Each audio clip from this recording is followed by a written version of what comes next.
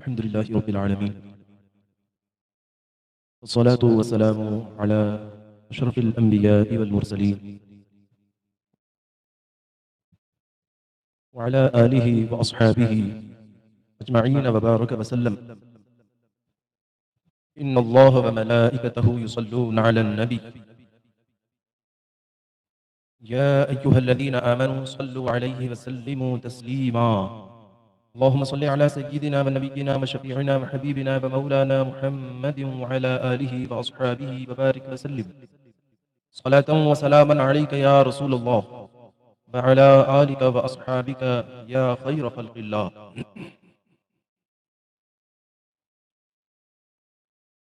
لائق عزت و احترام حاضرین و سامعین و سامعات،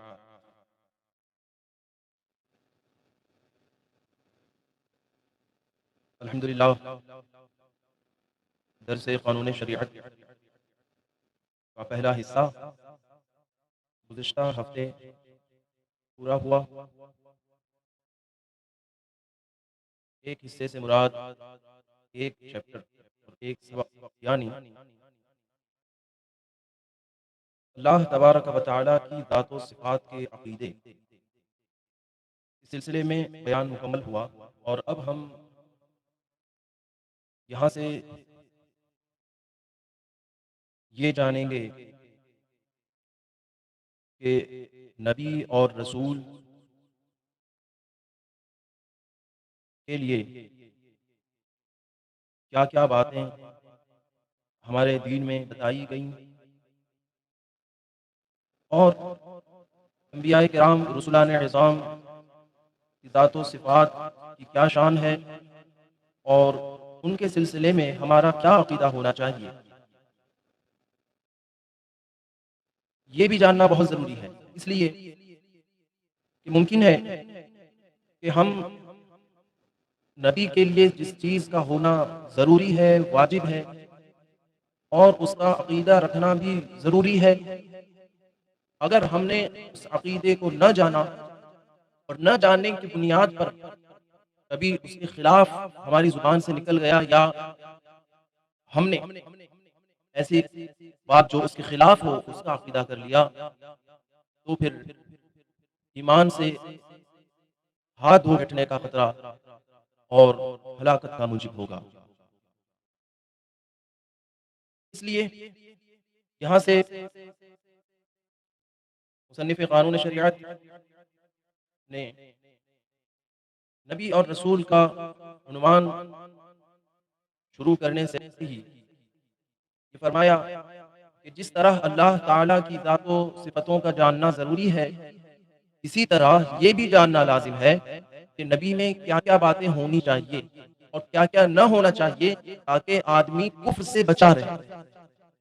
یعنی یہ بھی جاننا ضروری ہے نبیوں اور رسولوں کے بارے میں، نبیوں اور رسولوں کے بارے میں یہ سب باتیں جانے گا تو آدمی ایمان والا کفر سے بچا رہے گا۔ اس کے آگے رسول کے معنی بتائے، فرمایا رسول کے معنی ہے خدا کے یہاں سے بندوں کے پاس خدا کا پیغام لانے والا۔ اور نبی کون ہوتا ہے؟ نبی وہ آدمی ہوتا ہے جس کے پاس وحی یعنی خدا کا پیغام آیا اور لوگوں کو خدا کا راستہ بتانے کے لیے۔ نبی وہ آدمی ہے جس کے پاس وحی یعنی خدا کا پیغام آیا لوگوں کو خدا کا راستہ بتانے کے لیے، اور یہ پیغام یعنی یہ جو پیغام آیا اللہ تعالیٰ کا، یہ پیغام نبی کے پاس فرشتہ لے کر آیا ہو یا خود نبی کو اللہ کی طرف سے اس کا علم ہوا ہو۔ تو نبی وہ ہوتا ہے جس کے پاس وحی آئے۔ وحی کبھی کوئی فرشتہ لے کر آتا، اور کبھی کبھی اللہ تبارک و تعالی خود اپنے نبی کو اس وحی کا القاء فرماتا اس کے نبی کے دل میں۔ کبھی خواب کے ذریعے وحی ہوتی، نبی کو جو خواب آئے وہ بھی وحی ہے، یا کبھی فرشتے کے ذریعے وحی آتی، خدا کا پیغام آتا، یا کسی اور طریقے سے اللہ تبارک و تعالی ان کے دل میں وہ پیغام القاء فرماتا۔ کئی نبی اور کئی فرشتے رسول ہیں۔ یہ دو نبی اور رسول، یہ دونوں چیزیں جو بتایا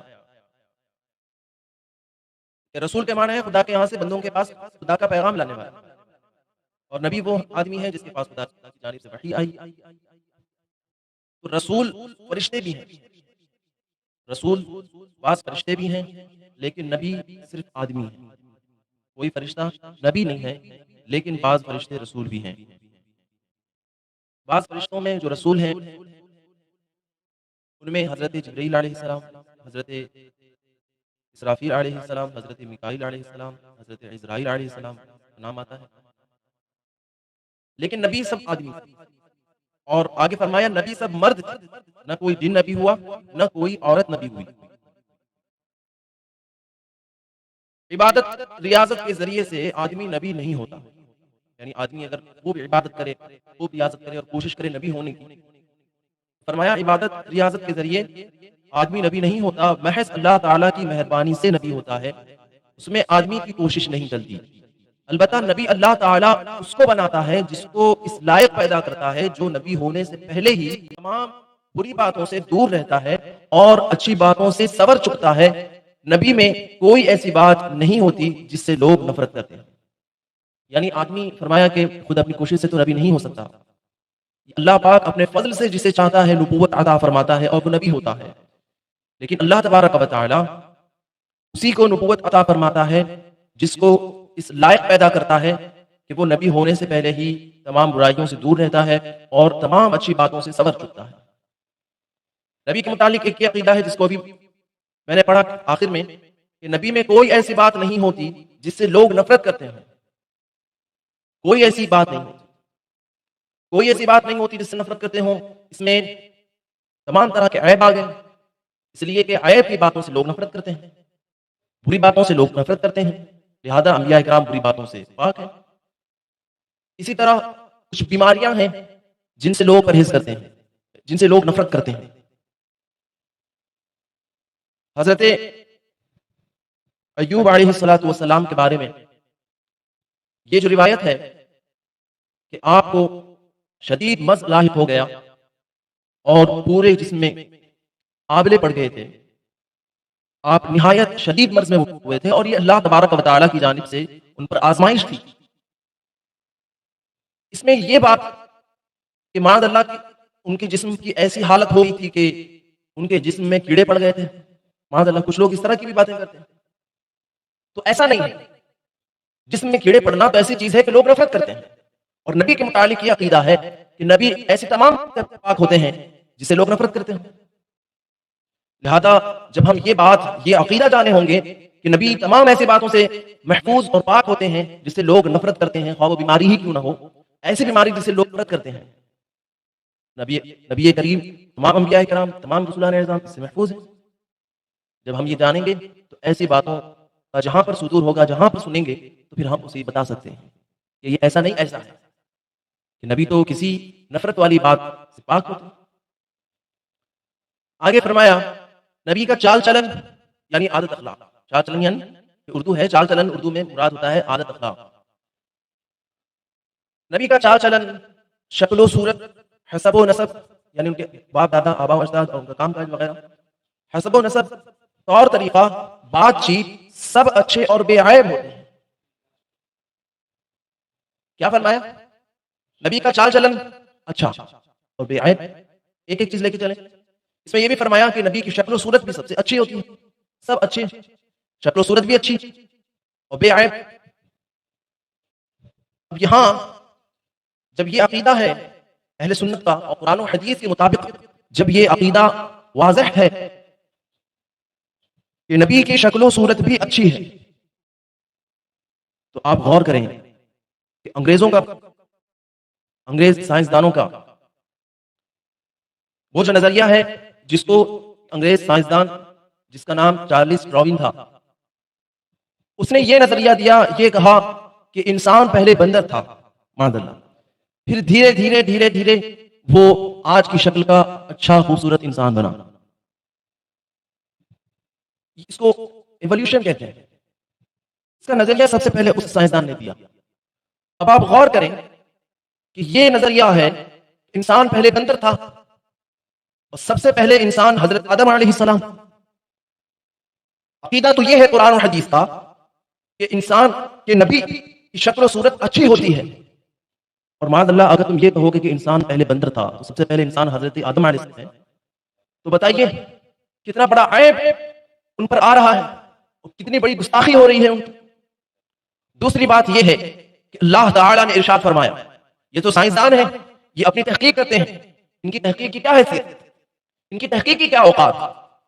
جس رب نے انسان کو بنایا وہ فرماتا ہے لقد خلقنا الانسان فی احسن تقویم، ہم نے انسان کو اچھی صورت میں پیدا فرمایا۔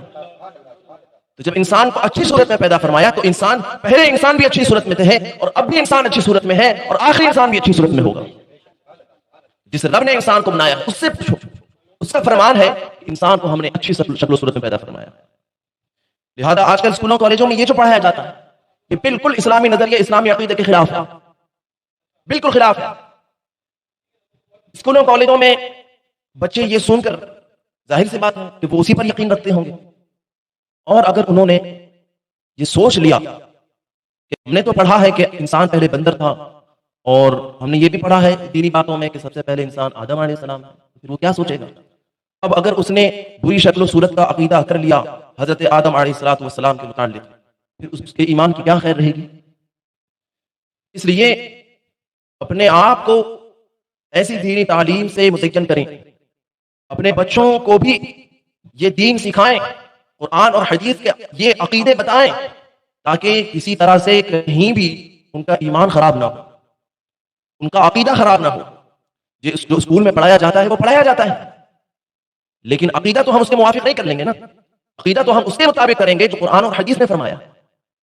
لہذا بچوں کو دینی تعلیم دینا بہت ضروری ہے تاکہ ان کے ایمان کی حفاظت رہے اور وہ کفر سے بچے رہیں۔ یہ تمام چیزیں بتائیں، یہاں پر نبی کا چال چلن، شکل و صورت، حسب و نسب اور طریقہ بات چیت سب اچھے اور بے عیب ہوتے ہیں۔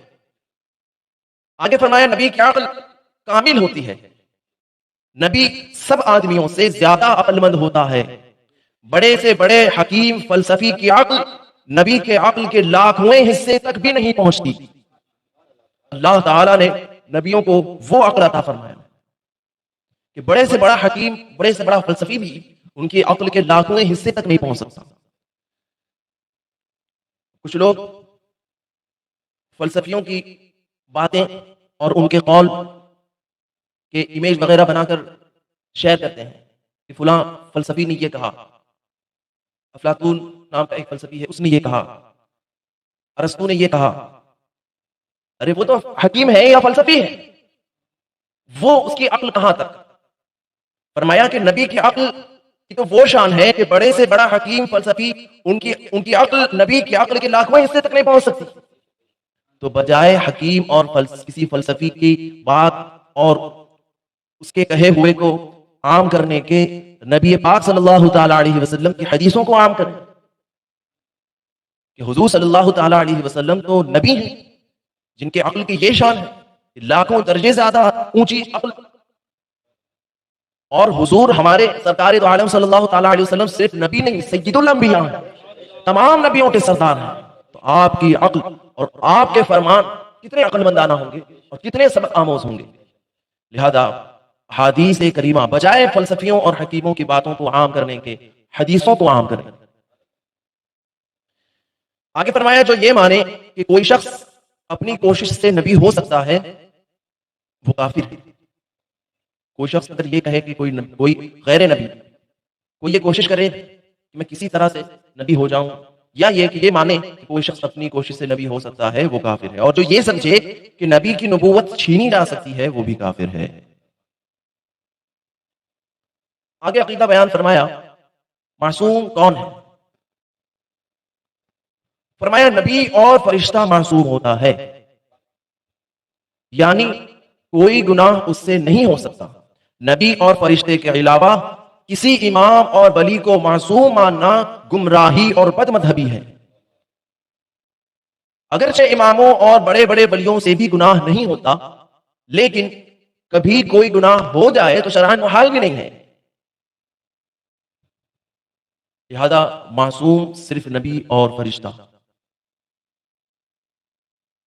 امام اور بڑے بڑے ولی وہ یقیناً گناہوں سے ان سے گناہ نہیں ہوتے، وہ گناہوں سے محفوظ ہوتے ہیں، لیکن وہ محفوظ ہوتے ہیں، انہیں گناہوں سے محفوظ کہا جا سکتا ہے، معصوم نہیں کہا جا سکتا۔ معصوم تو صرف فرشتے اور نبی ہیں، یہی فرمان قرآن اور حدیث کا ہے۔ اب قرآن اور حدیث سے آگے نہیں جا سکتے۔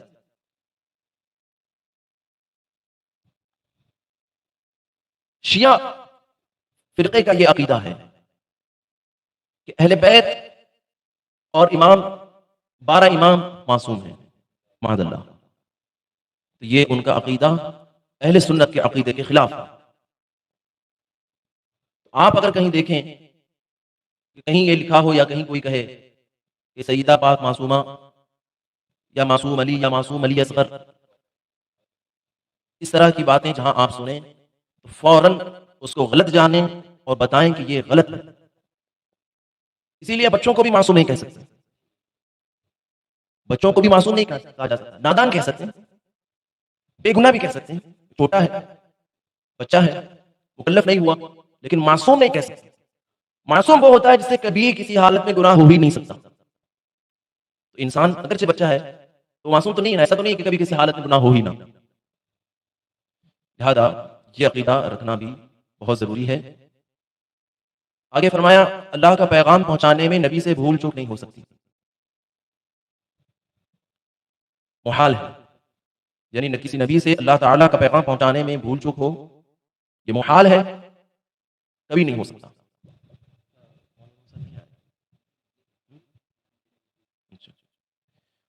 آگے عقیدہ بیان فرمایا نبی کی طرف تقیہ کی نسبت کا حکم۔ جو یہ کہے کہ کچھ احکام تقیہ یعنی لوگوں کے ڈر سے یا کسی اور وجہ سے نہیں پہنچائے، یعنی کسی نبی نے نہیں پہنچایا کسی ڈر سے یا کسی اور وجہ سے، اللہ نے جو حکم پہنچانے کا حکم دیا ان احکام میں سے یا کسی پیغام کو اللہ کے انہوں نے پہنچایا نہیں، اگر کوئی یہ عقیدہ رکھے تو وہ کافر ہے۔ انبیاء تمام مخلوق سے افضل ہیں، انبیاء کرام تمام مخلوق سے افضل ہیں، یہاں تک کہ ان فرشتے بھی افضل ہیں جو رسول ہیں۔ یعنی نبی جو نبی ہیں رسول نہیں، بعض نبی رسول بھی ہیں اور بعض نبی نبی ہیں مگر رسول نہیں ہیں، اور فرشتوں میں کچھ رسول بھی ہیں۔ تو جو نبی ہیں اگرچہ وہ خود رسول نہ ہو، لیکن جو رسول فرشتے ہیں ان فرشتوں سے بھی وہ افضل ہیں، وہ نبی۔ اس سے پہلے فرمایا تھا کہ انبیاء تمام مخلوق سے افضل ہیں، تمام مخلوق سے افضل ہیں۔ اب کسی شخص کو بھی یا کسی ولی کو بھی یا کسی امام کو بھی نبی سے افضل کہنا یہ اس عقیدے کے خلاف ہے۔ اسی سلسلے میں آگے فرمایا ولی کو نبی سے افضل ماننے کا حکم۔ ولی کتنے ہی بڑے مرتبے والا ہو کسی نبی کے برابر نہیں ہو سکتا، جو کسی غیر نبی کو کسی نبی سے افضل بتائے وہ کافر ہے، کسی نبی سے افضل بتائے کافر۔ آگے عقیدہ جو بیان فرما رہے ہیں نبی کی عظمت کا، فرمایا نبی کی تعظیم فرض ہے بلکہ تمام فرائض کی اصل ہے۔ نبی کی تعظیم فرض ہے بلکہ تمام فرائض کی اصل ہے۔ اب اس عقیدے کی روشنی میں حضرت علی کا وہ واقعہ یاد کریں کہ حضرت علی کی عصر کی نماز جا رہی تھی اور حضور اکرم صلی اللہ تعالی علیہ وسلم کا سر مبارک حضرت علی کی ران پر تھا۔ انہوں نے نبی کی تعظیم کے لیے، حضور کی تعظیم کے لیے آپ کو جگانا مناسب نہیں سمجھا کہ کہیں ایسا نہ ہو جائے کہ حضور کی تعظیم کے خلاف ہو، حضور کے ادب کے خلاف ہو، اس لیے حضور کو جگایا نہیں۔ معلوم ہے کہ فرض چھوٹ رہا ہے، لیکن وہ جانتے تھے کہ نبی کی تعظیم تمام فرائض کی اصل ہے، لہذا اسی لیے انہوں نے جگایا نہیں۔ اور پھر نبی اکرم صلی اللہ تعالی علیہ وسلم جب بیدار ہوئے تو بیدار ہونے کے بعد چھوٹا ہوا فرض بھی ان کا ادا ہو گیا، قضا نہیں بلکہ ادا ہو گیا۔ سورج جو ڈوب چکا تھا، سرکار نے دعا فرما کر اس سورج کو بھی بلا لیا۔ حضرت نے فرمایا سورج الٹے پاؤں پلٹے، چاند اشارے سے ہو جا۔ یہ کیا ہے؟ سورج الٹے پاؤں پلٹے۔ اس کو کچھ لوگ یہ سمجھتے ہیں سورج الٹے پاؤں پلٹے، یہ دونوں الگ الگ نہیں ہیں۔ اگر کوئی واپس آتا ہے تو اردو کا محاورہ ہے واپس آنے کو کہتے ہیں الٹے پاؤں پلٹ آنا، الٹے پاؤں پلٹ آنا۔ کوئی شخص گیا اور واپس آ گیا تو کہا جاتا ہے وہ الٹے پاؤں پلٹ آیا۔ تو وہی سورج الٹے پاؤں پلٹے، یعنی سورج واپس آ گیا، سورج الٹے پاؤں پلٹے اور چاند اشارے سے ہو چاک. حضور کی یہ شان ہے، وہاں بھی تجھے نظر نہیں آتا تو اندھے نزدیک دیکھ لے قدرت رسول اللہ ہے. یہ نبی کی تعظیم فرض ہے، بلکہ تمام فرائض کی اصل ہے.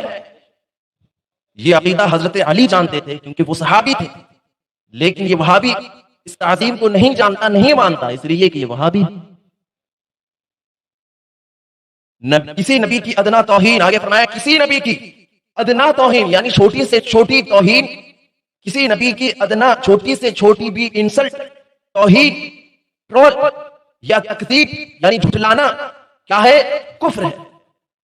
سارے نبی اللہ تعالیٰ کے نزدیک بڑی وجاہت و عزت والے ہیں، سارے نبی اللہ کے نزدیک بڑی وجاہت، بڑے رتبے اور عزت والے ہیں اللہ کے نزدیک. ان کو اللہ تعالیٰ کے نزدیک معاذ اللہ چوہڑے چمار کی مثل کہنا کھلی گستاخی اور کلمہ کفر ہے. نبی کو اللہ تعالیٰ کے نزدیک معاذ اللہ چوہڑے چمار کی مثل کہنا کھلی گستاخی اور کلمہ کفر ہے. اب آپ نے جب یہ عقیدہ جان لیا تو اب وہابی کی تحریر میں آپ کو پڑھ کے سناتا ہوں، وہ سنیں. یہ عقیدہ اگر ہمارا سلامت ہے تو ہمارا دین سلامت ہے. جب ہم نے یہ عقیدہ جان لیا تو جہاں ہم اس کے خلاف دیکھیں کہ کسی نے معاذ اللہ کسی نبی کی اس طرح توہین کی یا کہیں کہا یا کہیں لکھا تو یقیناً کفر ہے. اور ایسے شخص کو، ایسی باتوں کو ماننے والا کافر، اور ایسے باتوں کو مان کر ایسا لکھنے والے شخص کو صحیح سمجھنا یہ بھی کفر ہے. تقویت الایمان اسماعیل دہلوی کی لکھی ہوئی کتاب، اس میں لکھا ہوا ہے کہ ہر مخلوق بڑا ہو یا چھوٹا وہ اللہ کی شان کے آگے چمار سے بھی دلیل ہے. ہر مخلوق بڑا ہو یا چھوٹا، اب ہر مخلوق ہے اس میں سب کو شامل کر لیا. عام لوگ بھی شامل ہو گئے، مسلمان بھی شامل ہو گئے، کافر بھی شامل ہو گئے، ولی بھی شامل ہو گئے، نبی بھی شامل ہو گئے، اور معاذ اللہ سید الانبیاء بھی شامل ہو گئے. ہر مخلوق بڑا ہو یا چھوٹا وہ اللہ کی شان کے آگے چمار سے بھی دلیل ہے. یہ عقیدہ ہے وہابیوں کا. لہذا ایسے عقیدے والوں سے دور رہیں اور اپنے ایمان کی حفاظت کریں، خود بھی بچیں، دوسروں کو بھی بچائیں. اللہ تبارک و تعالی ہمیں قرآن و حدیث کے مطابق عقیدہ اپنانے کی توفیق عطا فرمائے. ہمیں اب اسلام ایمان کی اس دولت کو قبر تک صحیح سلامت کے ساتھ لے جانے کی توفیق عطا فرمائے. اسلام اور سنیت پر ہمیں زندہ رکھے، اسی پر ہمارا خاتمہ فرمائے. رب اغفر لی وتب علی انک انت التواب الرحیم. لا الہ الا اللہ محمد رسول اللہ صلی اللہ تعالی علیہ وسلم. وآخر دعوانا ان الحمد للہ رب العالمین. السلام علیکم ورحمۃ اللہ وبرکاتہ.